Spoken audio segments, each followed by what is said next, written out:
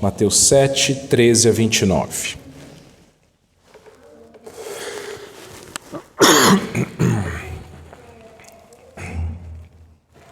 Entrai pela porta estreita.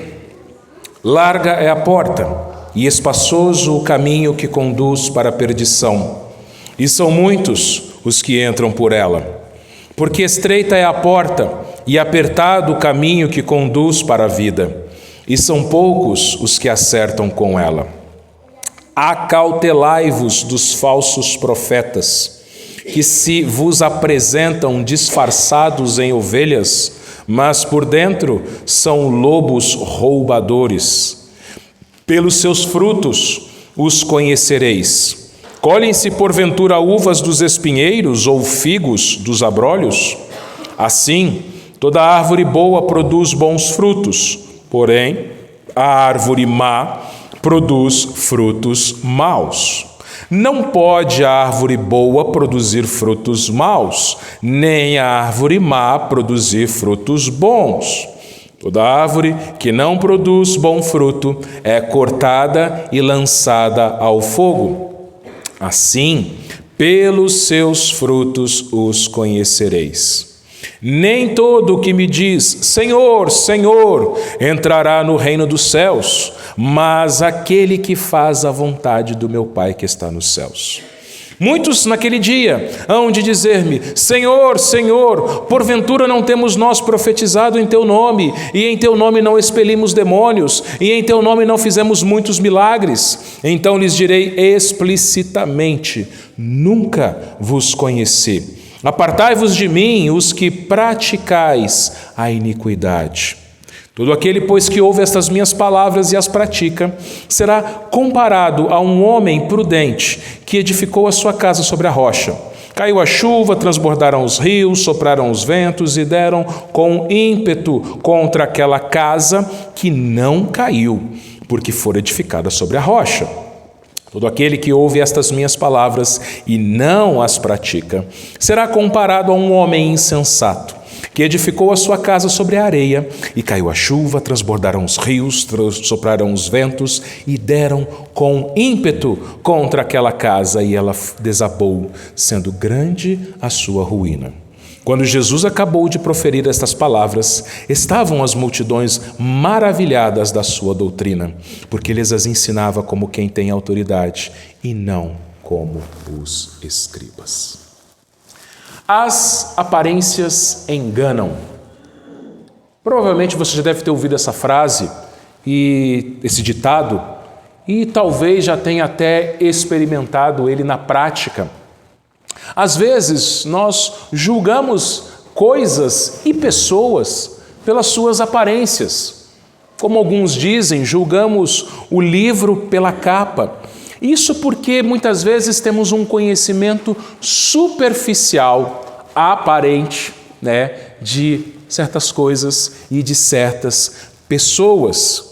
E quantas foram as vezes que a nossa impressão foi equivocada a respeito de alguma coisa ou de alguém, porque a sua aparência dizia alguma coisa, mas à medida que nós conhecemos melhor aquele objeto ou aquela pessoa, nós vimos que estávamos enganados.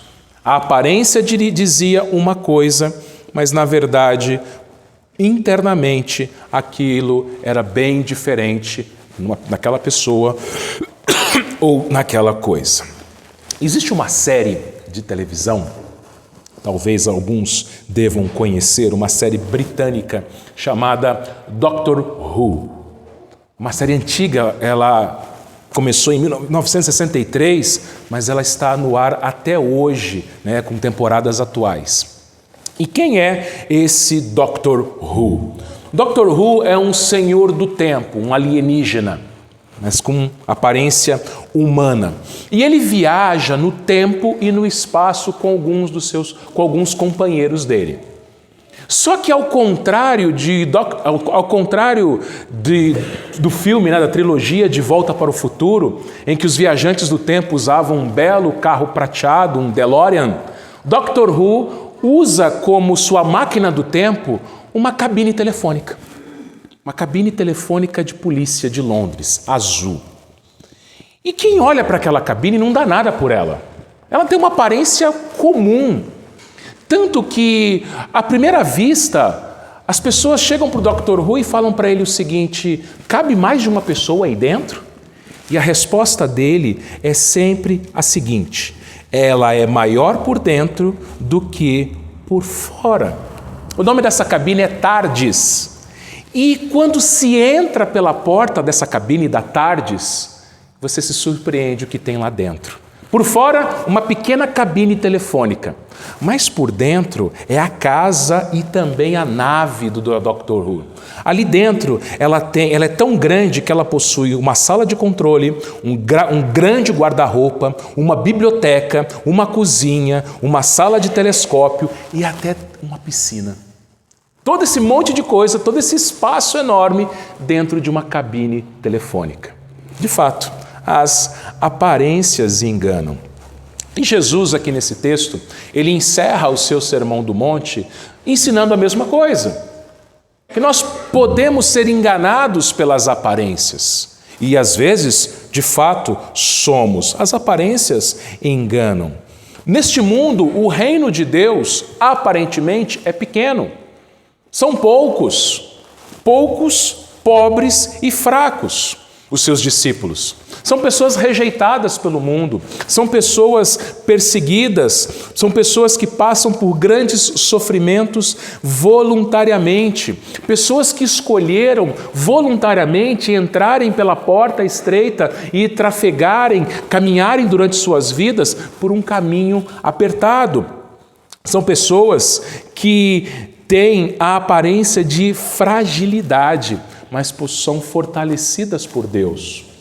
São árvores que produzem bons frutos no seu devido tempo.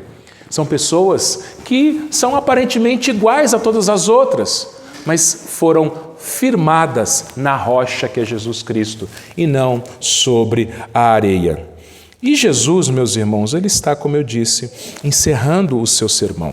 E no final do seu sermão, ele vai falar a respeito de discípulos verdadeiros e discípulos falsos.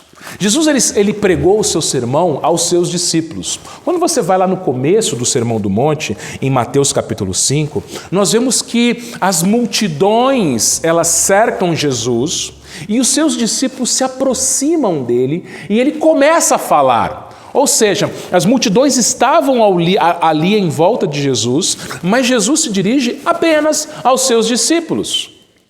E nesse sermão que nós estamos encerrando hoje, ele vai dizer aos seus discípulos qual que era o caráter deles. Eles são, na verdade, bem-aventurados. Por que eles são bem-aventurados? Por que os discípulos de Jesus são felizes?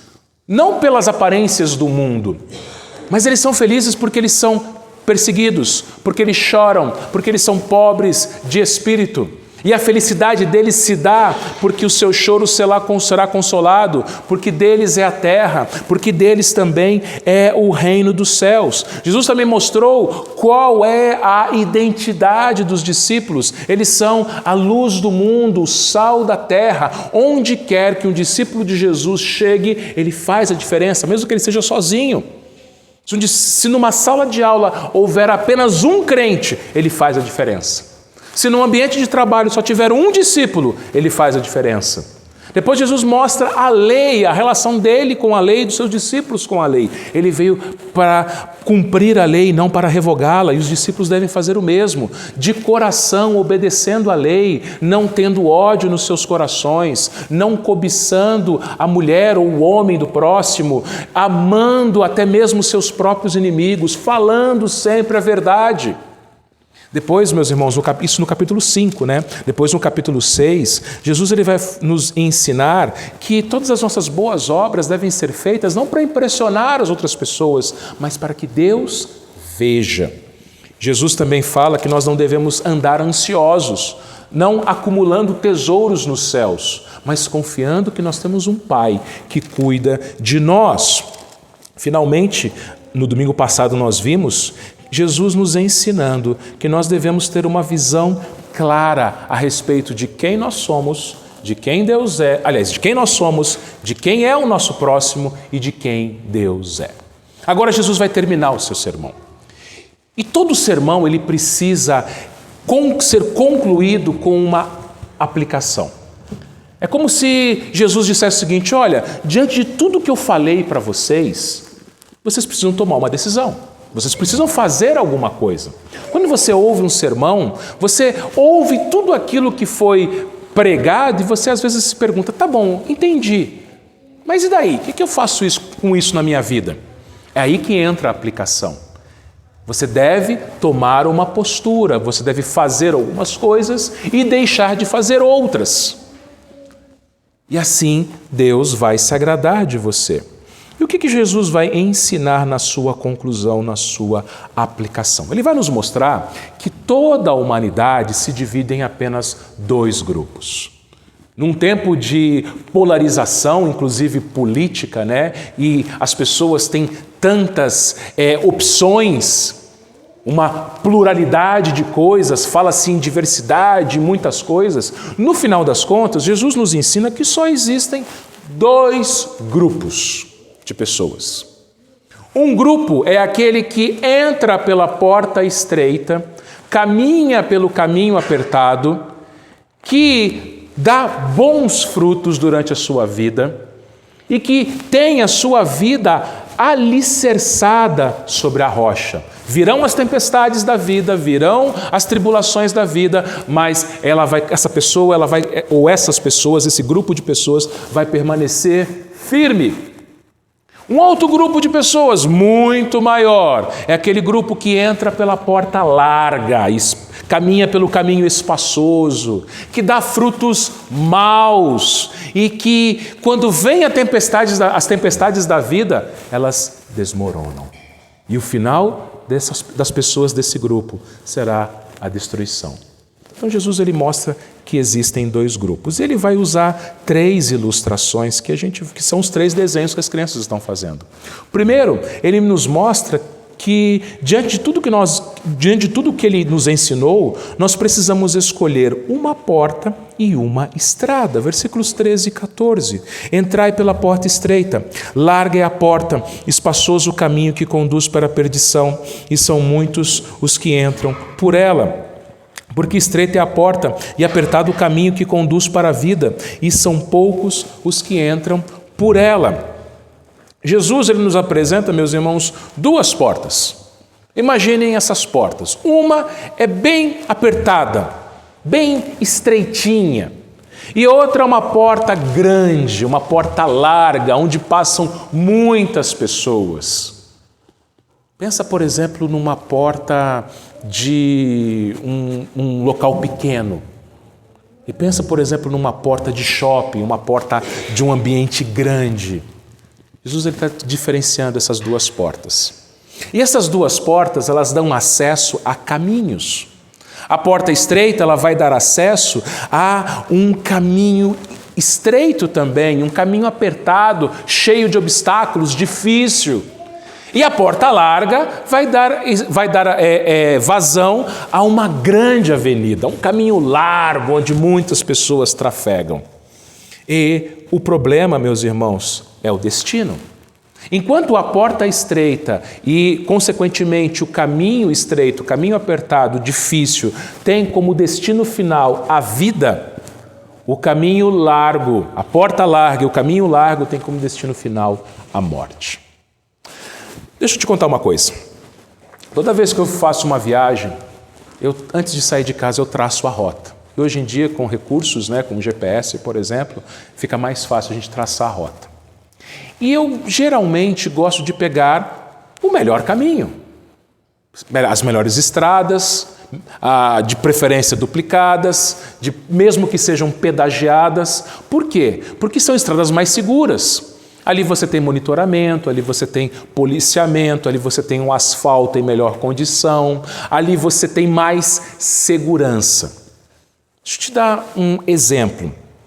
Por exemplo, quando você vai para Presidente Prudente, você tem pelo menos 4 caminhos diferentes. Você pode, por exemplo, ir pela SP 501.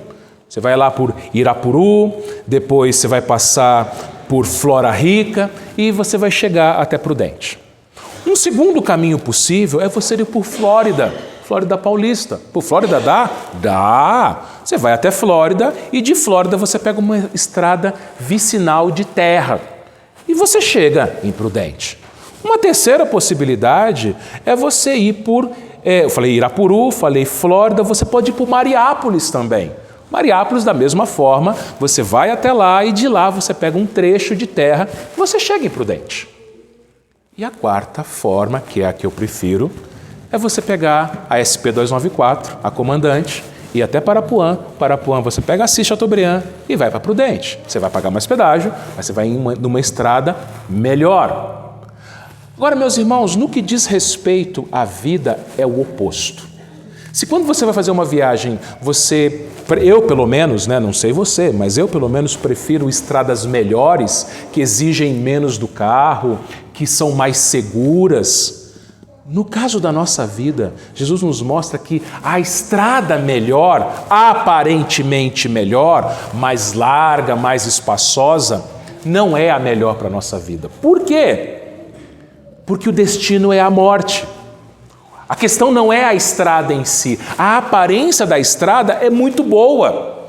Você imagina uma rodovia larga, se você já passou, por exemplo, na Castelo Branco, uma rodovia larga com muitas faixas, com bom asfalto, você pode andar lá 120 por hora tranquilamente. Tem gente que anda mais, né? Você pode ir tranquilamente ali.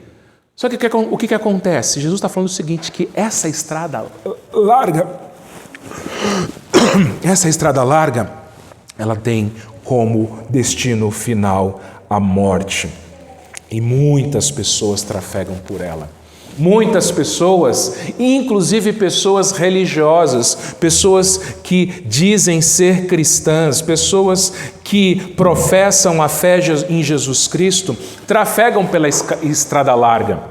E a gente vê isso dentro da igreja com a secularização da igreja. O mundo entrou na igreja.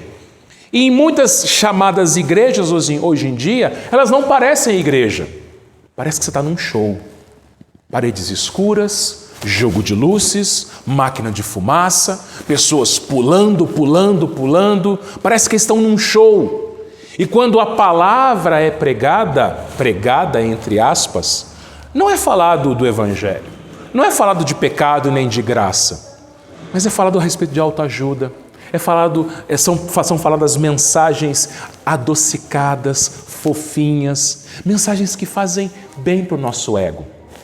Certa vez eu ouvi um membro de igreja dizendo o seguinte, olha, eu trabalho a semana inteira, eu me canso pra caramba, minha semana é pesada, eu quero chegar na igreja e eu não quero ouvir o pastor falando que eu sou um pecador que precisa se arrepender. Eu quero ouvir que eu sou filho de Deus, que eu tenho promessas que serão cumpridas. Ele estava dizendo o seguinte, eu quero que os meus ouvidos sejam coçados, acariciados. Essas são as pessoas que andam que entram pela porta larga e que caminham pelo caminho espaçoso. Tudo cabe ali dentro. Vamos botar tudo na igreja. Jesus aqui não está falando apenas do mundão, do povo que está no mundão, mas inclusive aqueles que ouvem a sua palavra, aqueles que dizem serem seus discípulos, mas está todo mundo junto, todo mundo caminhando ali, abraçado, vivendo como o mundo. Eles dizem serem cristãos, mas eles vivem como o mundo. Seus padrões morais, suas vidas são vidas mundanas. Mas Jesus ele fala também de um caminho que é estreito. É o caminho do cristão. Jesus ele carregou uma cruz e foi morto nela. E ele convida os seus discípulos a também carregarem a sua cruz. E como disse Paulo, a serem crucificados com Cristo. Tiago, ele nos ensina o seguinte, em Tiago capítulo 1, versículos 2 a 4. Meus irmãos, tende por motivo de toda alegria o passardes por várias provações, sabendo que a provação da vossa fé, uma vez confirmada, produz perseverança. Ora, a perseverança deve ter ação completa, para que sejais perfeitos e íntegros, em nada deficientes. O que Tiago está nos ensinando aqui? Está nos ensinando que no caminho estreito você vai passar por provação. No caminho estreito a vida não é fácil. Quando uma pessoa se converte, a vida dela não fica mais fácil. Venha para Jesus, venha para a igreja, seus problemas vão se acabar. Não, é o contrário. A partir do momento que você vem para Jesus, a partir do momento que você é convertido, que você se torna parte da igreja, vão vir novos problemas. Amigos vão te abandonar, parentes vão deixar de falar com você. Você vai perder vantagens no seu trabalho. Você vai passar por lutas, por provações, por tentações. É estreito, é difícil, é mais complicado. Muitas provações. Mas Tiago nos diz que essas provações, elas produzem perseverança. Você persevera, você continua. Fala a verdade. Quanta coisa você já passou nessa vida e você continua firme na fé. Por quê? Porque você está no caminho estreito. E é maravilhoso, meus irmãos, entender que isso faz parte da nossa vida. Lá em João 16:33, na parte B, Jesus ele disse o seguinte: no mundo passais por aflições. Veja, Jesus ele não faz propaganda enganosa. Jesus ele nunca vai dizer para você o seguinte: venha, siga-me e a sua vida vai ser uma maravilha. Não, você vai passar por aflição. Mas tem uma promessa: tem de bom ânimo, eu venci o mundo. Jesus promete que no final do caminho estreito, do caminho apertado, do caminho difícil, do caminho cheio de obstáculos, cheio de provações, você tem a vitória. E a vitória, no caso, é a vida eterna. Então, e Ele nos garante a sua presença conosco. No Salmo 23, versículo 4, apenas a primeira parte, vai dizer assim: ainda que eu ande pelo vale da sombra da morte, o caminho estreito, não temerei mal nenhum, porque Tu estás comigo. Mesmo que você passe por um caminho difícil, mesmo que sua vida seja difícil, cheia de provações, cheia de obstáculos, cheia de tentações, e vai ser, você tem a promessa que você tem um companheiro no caminho com você. Você não está sozinho. No caminho largo, na estrada espaçosa, vai a galera, todo mundo, cabe tudo. No caminho estreito, não. No caminho estreito são poucos, mas esses poucos, diante de tantas dificuldades, tantas lutas, você tem Cristo que está com você e que te garante a vitória no final. Amém. Segundo lugar, Jesus ele fala a respeito de duas árvores. Cada uma produz um tipo de fruto diferente. Versículos 15 a 23. Acautelai-vos dos falsos profetas que vos apresentam disfarçados em ovelhas, mas por dentro são lobos roubadores. Pelos seus frutos os conhecereis. Colhem-se porventura uvas de espinheiros ou figos de abrolhos? Assim toda árvore boa produz bons frutos, porém a árvore má produz frutos maus. Não pode a árvore boa produzir frutos maus, nem a árvore má produzir frutos bons. Toda árvore que não produz fruto bom é cortada e lançada ao fogo. Assim, pois, pelos seus frutos os conhecereis. Nem todo o que me diz, Senhor, Senhor, entrará no reino dos céus, mas aquele que faz a vontade do meu Pai que está nos céus. Muitos naquele dia hão de me dizer, Senhor, Senhor, porventura não temos nós profetizado em Teu nome não expelimos muitos demônios, e em Teu nome não fizemos muitos milagres? Então lhes direi explicitamente, nunca vos conheci, apartai-vos de mim, os que praticais a iniquidade.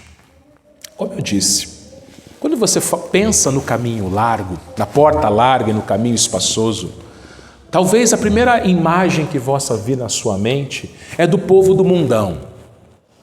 Todo mundo junto, a galera que vive no mundo, todo mundo ali naquela estrada larga e espaçosa.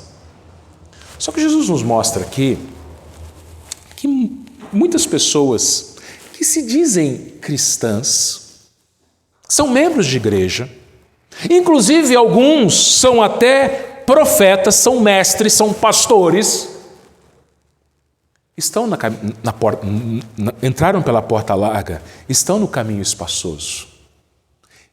São lobos disfarçados de ovelhas. Eles aparentam, lembra das aparências? Eles aparentam serem mansos, aparentam serem amorosos, aparentam serem cuidadosos com a igreja e com as coisas de Deus. Mas internamente são lobos. E você sabe o que o lobo faz, né? O lobo ele destrói. O lobo ele acaba com a ovelha. O lobo ele come a ovelha. O lobo não é a ovelha. Mas Jesus ele vai falar, olha, tem muita gente que é lobo disfarçado de ovelha. E ele fala a respeito de falsos profetas que se apresentam assim, como lobos disfarçados de ovelha. Pensa uma coisa. Ninguém se faz profeta, mas os profetas verdadeiros, eles foram chamados por Deus a serem profetas. E alguns dos que foram chamados por Deus para serem profetas não quiseram, tentaram fugir do seu chamado. Por exemplo, Moisés, Jeremias, Jonas, este que vos fala. Você pensa que eu queria ser pastor? Eu não queria. Por quê? Porque é uma tarefa muito, mas muito pesada. Não é fácil ser um profeta. Os profetas bíblicos, eles foram perseguidos, maltratados, presos, mortos. A tradição vai dizer que Isaías morreu sendo cerrado ao meio. Os apóstolos, são os profetas do Novo Testamento, todos eles, com exceção de João, morreram martirizados. João morreu de causas naturais, mas a tradição nos conta, a tradição histórica, que antes de João morrer, ele foi escaldado em óleo quente. Sabia disso? Pegaram o apóstolo João, tinha um tacho gigante de óleo fervendo e jogaram ele dentro. Ele não morreu. Ele não morreu, sabe o que fizeram com ele? Mandaram para a ilha de Patmos e largaram ele lá até ele morrer.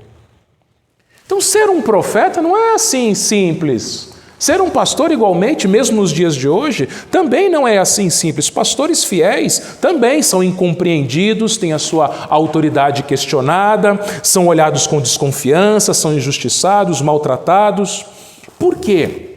Porque são discípulos de Jesus que resolveram imitar Jesus, carregar a cruz, caminhar pelo caminho estreito.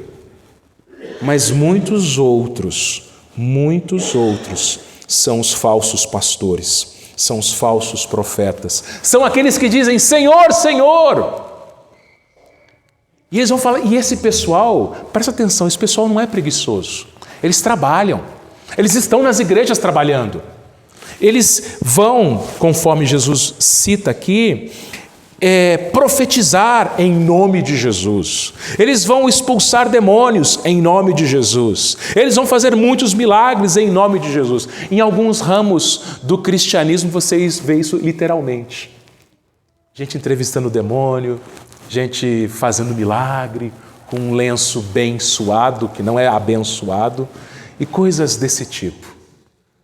Só que Jesus ele fala o seguinte, olha, pelos frutos vocês vão conhecer. Eu não sou muito bom com árvore frutífera. Às vezes eu olho uma árvore que não tem, uma árvore que está sem fruto e eu não consigo identificar o que ela é. A minha esposa é excelente nisso. Ela fala assim, isso aqui é uma goiabeira. Não tem uma goiaba, mas ela sabe que é uma goiaba. Pastor, é fácil para você que conhece, eu não conheço. Então, você olha para uma árvore, se você conhece a árvore, você sabe que árvore que é aquela. Eu não, eu preciso ver a fruta ali para falar assim, isso aqui é um pé de goiaba. Jesus está dizendo aqui o seguinte, que tem árvore que você não consegue identificar só pela aparência. mas você tem que ver o fruto. Você tem que perceber o fruto. De figo, de espinheiros não se colhem uvas, de abrolhos não se colhem figos. E mesmo assim, meus irmãos, existem árvores que nos enganam, ou melhor, plantas, não precisa ser uma árvore, que nos enganam. Aqui em Adamantina consome-se muito mandioca. Não pode faltar mandioca no churrasco, mandioca cozida, não é mesmo? Mas você deve saber que existe um outro tipo de mandioca, além da mandioca de mesa que nós consumimos. É a mandioca brava. Você sabe identificar qual é a mandioca boa, a de mesa, e da mandioca brava? Eu não sei se você sabe, mas pelas minhas pesquisas, não dá para você identificar a olho nu.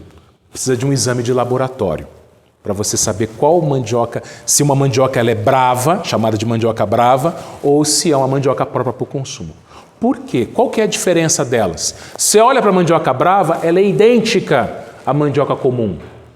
Ela tem a mesma aparência, a planta, a raiz, você tira a casca, ela é igual. A diferença está no seu veneno. Existe uma substância na mandioca chamada ácido cianídrico. Toda mandioca tem esse ácido. Só que na mandioca de mesa, a quantidade é tão pequena que não faz mal para você e nem para mim comer. Na mandioca brava, a quantidade de ácido cianídrico é tão grande que é tóxico. Pode fazer mal para você e, dependendo da quantidade, pode até matar. Então veja, às vezes a gente é enganado até mesmo pela aparência que a gente não consegue identificar. Mas Jesus, ele conhece. Jesus, ele sabe. Alguns falsos profetas nesta vida e falsos crentes também vão fazer muitas coisas em nome de Jesus. Estarão na igreja, frequentarão igrejas, trabalharão em igrejas. E Jesus, no último dia, ele vai falar assim: eu nunca conheci vocês. Quem são aqueles que são os bons profetas, os bons crentes, aqueles que entraram pela porta estreita? Ele vai dizer que no versículo 20, aliás, no versículo 21, nem todo que me diz Senhor, Senhor entrará no reino dos céus, mas aquele que faz a vontade do meu Pai. Como é que a gente identifica o verdadeiro discípulo? A gente distingue, aliás, o verdadeiro discípulo do discípulo falso. É pela sua prática. Faz a vontade do meu Pai. Não é viver de aparência. Não é dizer, oh Senhor, não é ter uma profissão de fé, não é ser membro de igreja, não é você vir todo domingo na igreja, não é você entregar seu dízimo, não é nada disso. Tem pessoa que pensa o seguinte: bom, agora eu fui batizado, agora eu professei a minha fé, sou membro da igreja, às vezes tenho até um cargo na igreja, entrego o meu dízimo, vou para o céu. Quem disse isso? A Bíblia não diz isso. A salvação é pela graça. E uma evidência da salvação, ou melhor, a evidência da nossa salvação, são as nossas obras, é a nossa prática, é a nossa obediência.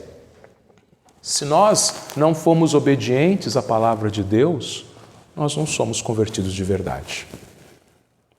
Apenas aparência. Podemos dizer, podemos cantar, podemos pregar, podemos ser membros de igreja, podemos dizer, somos cristãos. Eu estava preparando esse sermão e aí eu pensei numa coisa, não sei se você já pensou nisso. Imagina como é que é a morte de um falso crente. Imagina uma pessoa que passou boa parte da sua vida na igreja, enganando muitas pessoas, enganando a si própria, mas a Deus não engana. A pessoa morre e pensa que vai para o céu. Ela morre e se encontra com Cristo. E Cristo fala: apartai-vos de mim, aparte-se de mim. Senhor, mas pera, eu estava na terra até hoje, Eu fiz tanta coisa pelo Senhor. Eu nunca te conheci. Você nunca fez a minha vontade. A morte de um falso crente deve ser terrível quando ele se encontra com Cristo. É isso que está dizendo aqui. Aparte-se de mim, você que pratica a iniquidade. Você passou a sua vida inteira vivendo de aparências, sendo um falso crente, sendo um lobo vestido de ovelha. Mas o crente verdadeiro é aquele que faz a vontade do Pai. Isso nos leva à terceira e última ilustração de Jesus. Em terceiro lugar, Jesus demonstra que existem dois fundamentos.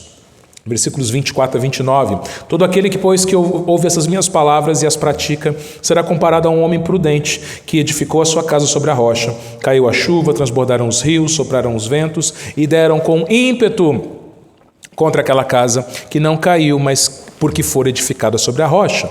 Todo aquele que ouve essas minhas palavras e não as pratica, será comparado a um homem insensato que edificou a sua casa sobre a areia. Caiu a chuva, transbordaram os rios, sopraram os ventos e deram com ímpeto contra aquela casa, e ela desabou, por sendo grande a sua ruína. Quando Jesus acabou de proferir essas palavras, estavam as multidões maravilhadas da sua doutrina, porque ele as ensinava como quem tem autoridade e não como os escribas.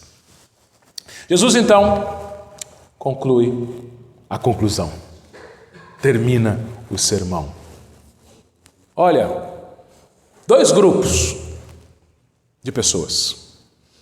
Um grupo menor é aquele que entra pela porta estreita, que caminha pelo caminho apertado e difícil, que frutifica bons frutos, que fazem a vontade do Pai.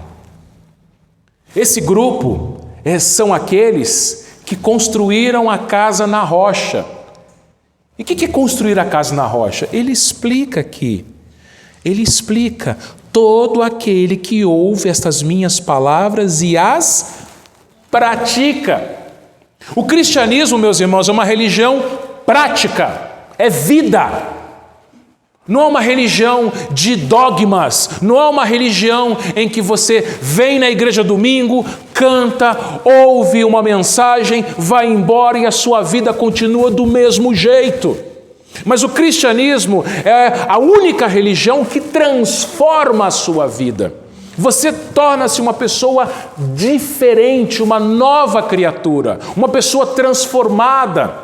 Você passa a ter uma prática diferente, seu vocabulário muda, seus pensamentos mudam, a forma como você lida com o seu trabalho, como você lida com as pessoas, como você lida com o seu dinheiro, como você lida com o seu tempo, muda. O seu casamento muda, seu relacionamento com seus filhos muda, seu trabalho muda, sua saúde muda, tudo muda. Por quê? Porque você ouve e você pratica.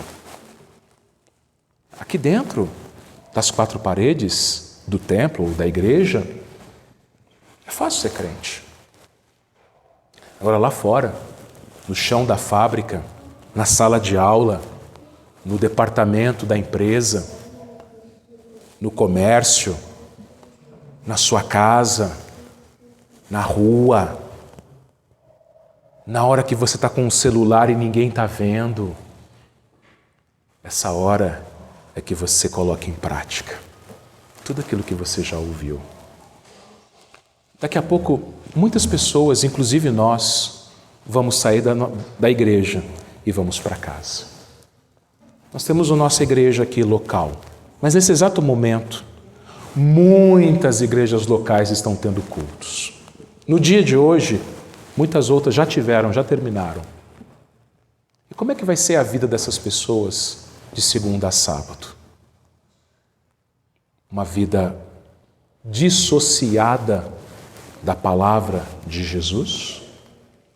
Olha, eu vou na igreja, estou lá, canto, louvo, escuto a palavra, me relaciono com as pessoas, tem um povo lá que é gente boa, pessoal legal, é muito bom, mas a minha vida é minha vida.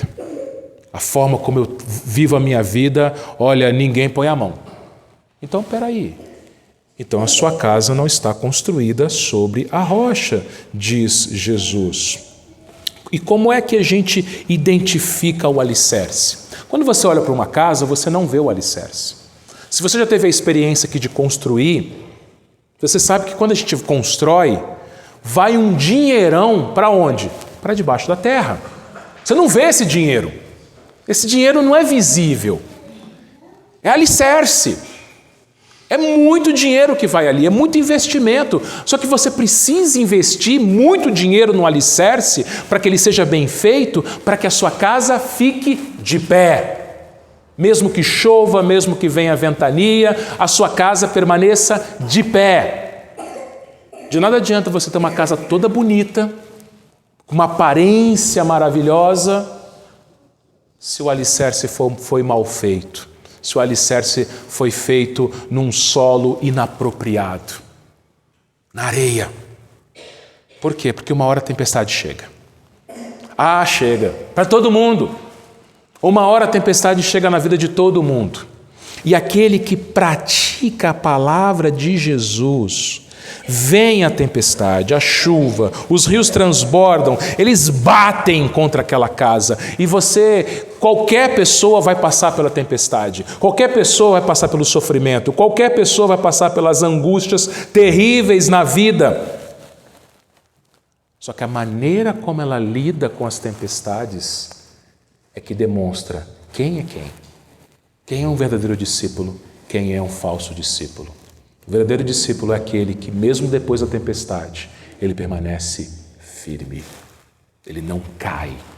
Por quê? Porque ele pratica. Agora, o falso é o contrário. Será grande a sua ruína.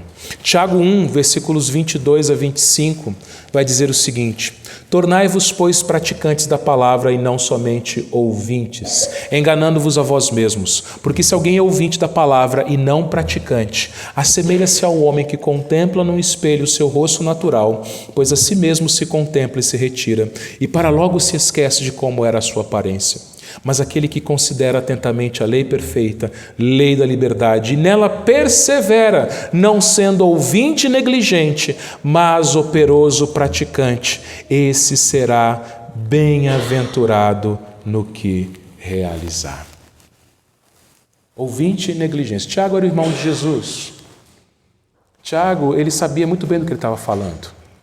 Tiago, assim como todos os outros irmãos de Jesus, não criam em Jesus.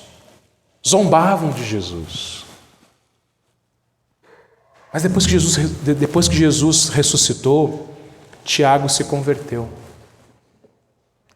E aí Tiago entendeu que não é só você ouvir. As multidões ouviram. Ficaram maravilhados. Olha que pregação, como ele prega. Não é como os escribas, ele tem autoridade. Mas aquelas mesmas multidões, algum tempo depois, estavam gritando: crucifica. No domingo, as multidões gritavam: Hosana ao filho de Davi. Sexta-feira, crucifica. Agora os discípulos ouviram e os discípulos praticaram. E eu concluo a minha palavra hoje te perguntando: de que lado você está? Do lado das multidões, que entram pela porta larga, trafegam, levam suas vidas no caminho espaçoso, vivem de qualquer jeito, deixa a vida me levar, vou fazer o que eu quiser, fazer o que der na minha cabeça, vou dar maus frutos, vou viver de aparência, com uma casa construída na areia, só aparência. Ou você é aquela pessoa, como os discípulos, que entrou pela porta estreita, que passa por muitas lutas pelo fato de você ser um cristão, que tem a sua fé provada constantemente, lá no trabalho, lá na sua casa, na sua família, que luta contra tentações, quando você está com o celular na mão, quando você está com o computador aberto. Sim, mas você mantém-se firme. Você vai frutificando, você vai perseverando, e diante das tempestades da vida você mantém-se firme, porque você sabe que no final você terá a vida, você terá o céu, você estará salvo com Cristo Jesus. Que o Senhor nos abençoe, que de fato todos nós estejamos no caminho apertado, mas com Cristo, dando bons frutos e firmados na rocha que é Jesus Cristo, sempre praticando a sua palavra. Vamos orar?